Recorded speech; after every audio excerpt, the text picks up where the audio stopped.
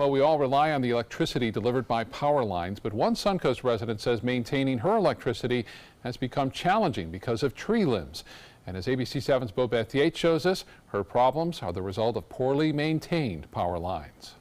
Believe it or not, the leading cause of a power outage in many areas is not a storm, but instead vegetation hitting the power line.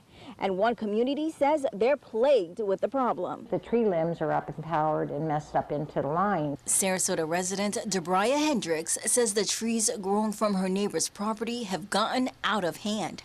So much that the limbs are now interfering with the electricity coming into her home. These are your wires, your main important wires that travel the electric. When this knocks out, everything knocks out. 6 of the houses were without electric.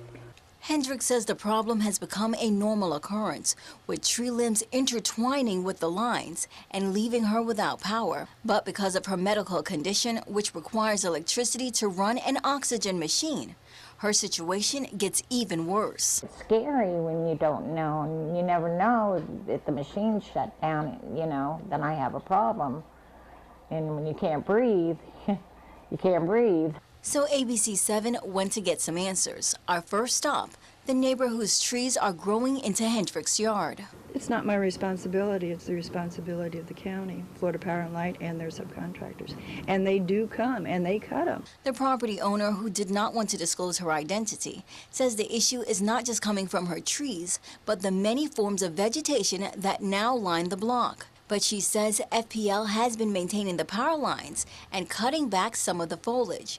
In a statement sent to ABC7, FPL says their records show they trimmed the area less than a year ago. The statement went on to say it's hard to tell whether this situation existed during our most recent planned maintenance prior to Hurricane Irma, which is why we are helping this customer out and trimming vegetation away from the service drop. And within days, FPL crews were out resolving the problem. In addition, FPL says they trim trees and branches away from about 15,000 miles of power line each year. But they did add that that line that comes from their pole to the customer's home is usually the customer's responsibility. And in those instances, they have to hire a professional to remove vegetation.